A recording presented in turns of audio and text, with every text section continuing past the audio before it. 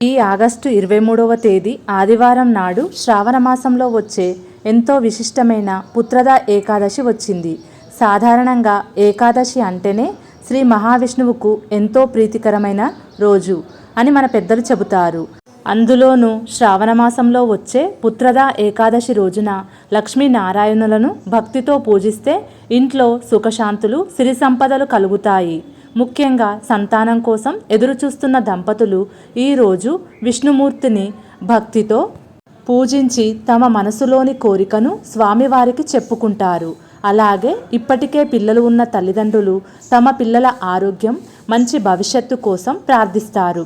ఈ పుత్రద ఏకాదశి వెనుక ఒక చిన్న పురాణ కథ కూడా ఉంది. పూర్వకాలంలో మహిజిత్ అనే రాజు ఉండేవాడు.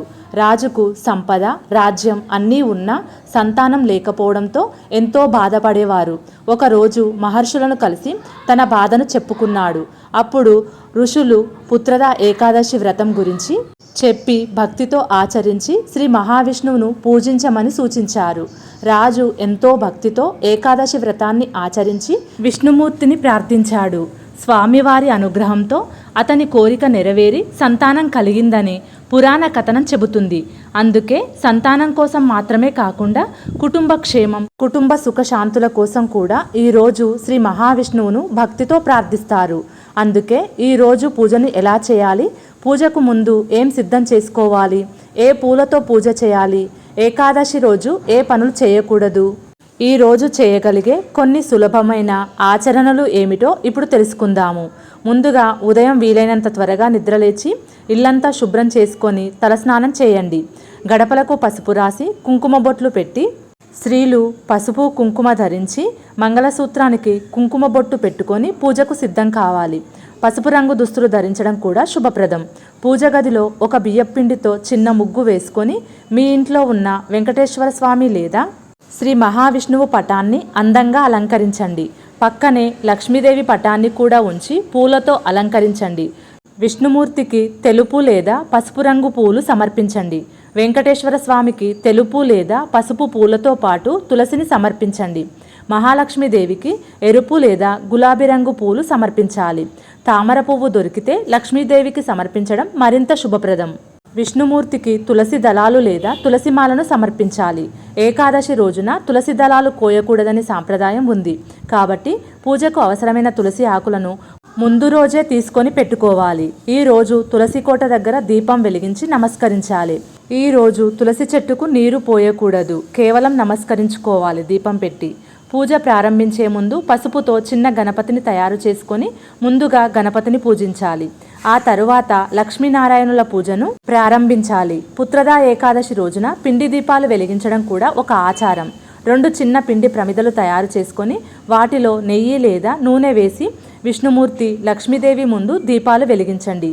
వీలైతే ఈ పిండి దీపాలను రావి ఆకుపై ఉంచి వెలిగించడం మరింత శ్రేష్టం. తరువాత పూజ గదిలో ఒక రాగి చెంబు తీసుకొని శుభ్రమైన నీళ్లు పోసి అందులో కొద్దిగా పసుపు, గంధం, పువ్వు వేయాలి. దానిని పూజలో కలశ భావనతో ఉంచి లక్ష్మీనారాయణులను ప్రార్థించాలి. మీ మనసులో ఎప్పటి నుంచో ఒక మంచి కోరిక ఉందా? అయితే లక్ష్మీదేవి ముందు ఒక పసుపు కొమ్ము ఉంచి చేతులు జోడించి మీ కోరికను మనసులో చెప్పుకొని ప్రార్థించండి. పసుపును మంగళానికి, శుభానికి ప్రతీకగా భావిస్తారు. పూజలో నైవేద్యంగా విష్ణుమూర్తికి, లక్ష్మీదేవికి అరటి పండ్లు, కొబ్బరికాయ, బెల్లం వంటి సాత్వికమైన పదార్థాలను సమర్పించాలి. నైవేద్యం పెట్టిన తర్వాత ఓం నమో భగవతే వాసుదేవాయ అనే మంత్రాన్ని భక్తితో జపించండి. అప్పుల బాధతో ఇబ్బంది పడుతున్నవారు ఈరోజు పసుపు రంగు కందిపప్పు లేదా శనగపప్పును ఒక శుభ్రమైన పాత్రలో తీసుకొని విష్ణుమూర్తి ముందు ఉంచి పూజ చేయండి. ఆ తరువాత ఆ పప్పును దానం చేయండి. ఇది ఆర్థిక శ్రేయస్సు కోసం చేసే భక్తి ఆచరణ. అలాగే ఈరోజు 11 రూపాయల నాణేలను తీసుకొని శుభ్రంగా కడిగి పసుపు కుంకుమ పెట్టి లక్ష్మీనారాయణుల ముందు ఉంచండి. ఒక దీపం వెలిగించి మీ మనసులో ఉన్న కోరికను తలుచుకుంటూ ఓం నమో నారాయణాయ అని 11 సార్లు జపించండి. పూజ పూర్తయిన తర్వాత ఆ 11 రూపాయలను మీ దగ్గర ఉంచుకోకుండా ఆలయ హుండీలో వేయండి లేదా అవసరంలో ఉన్నవారికి దానం చేయండి. ఇలా భక్తితో సంకల్పం చేసుకొని దానం చేయడం వల్ల ఆర్థిక ఇబ్బందులు తొలగిపోతాయి. రుణబాధల నుండి విముక్తి కలుగుతుంది.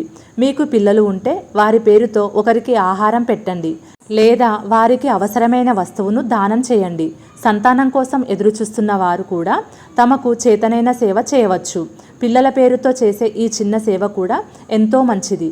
ఈరోజు మీకు అవకాశం ఉంటే గోమాతను దర్శించండి. గోశాలకు వెళ్ళగలిగితే పచ్చగడ్డి లేదా అక్కడ అనుమతించిన ఆహారాన్ని పెట్టి గోమాతకు నమస్కరించండి.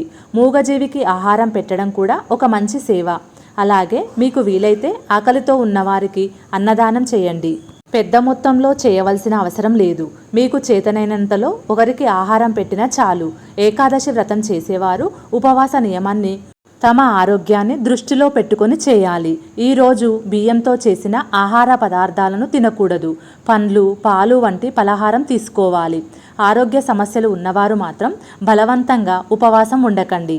అలాగే ఈ రోజున అనవసరమైన కోపం, గొడవలు, అబద్ధాలు, ఇతరులను బాధించడం వంటి వాటికి దూరంగా ఉండండి. ఏకాదశి వ్రతం చేసేవారు పగటిపూట నిద్రపోకూడదు. ఈరోజు క్షవరం చేయడం, గోళ్ళు కత్తిరించడం చేయకూడదు. సాయంత్రం వేళ ఇంటి ముందు తప్పకుండా ఒక దీపం వెలిగించండి. పూజ గదిలో కూడా దీపారాధన చేసి శ్రీ మహావిష్ణువును ప్రార్థించండి.